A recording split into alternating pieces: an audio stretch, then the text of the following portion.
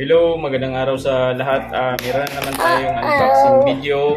This is a XTZ 125 rare shock. This is from Shopee. In-order natin sa Shopee.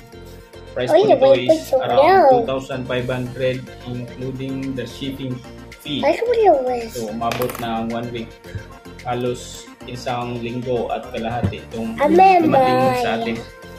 So, gagamitin natin ang rare shock na ito sa replacement natin para sa ating Racal 150 na motor. So, ito ang kanyang box. Sige, try natin pong i-open. So, ang price po kasi ng mekaniko ko na XTZ 125 shock compatible ng Racal 150 motor natin. So, ni-restore natin kasi sumabog na yung shock ng rear shock ng ating motor. So,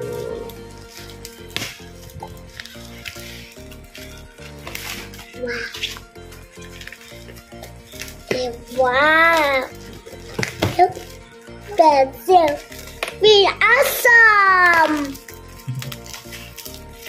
It's awesome! Yeah. Yeah. Oh yeah.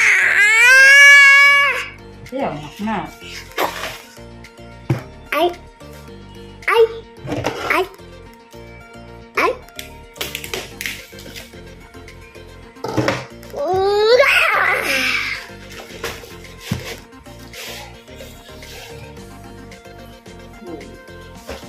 What's this? What's that? What the heck? oh, yung ko na. What the heck?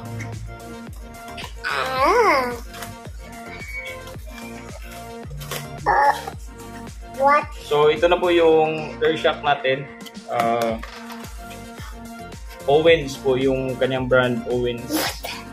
So, replacement lang po ito. Hindi po ito yung original shock talaga ng XTZ 125. So, medyo mabigat siya. Okay. Okay, maganda yung pagkakabalot niya. Okay, start with. Okay.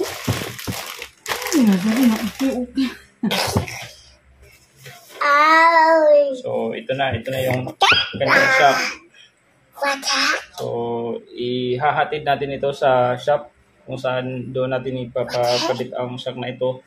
And I will update po kung ano yung mga modification na ginawa para maikabit yung XTZ 125 para sa Racal 150 na motor. So, hope maganda ang performance ng Owens. So, I will give another feedback or review video para sa performance ng rear shock na ito. So, para magamit nyo rin sa inyong mga motor. So, maraming salamat po sa panonood.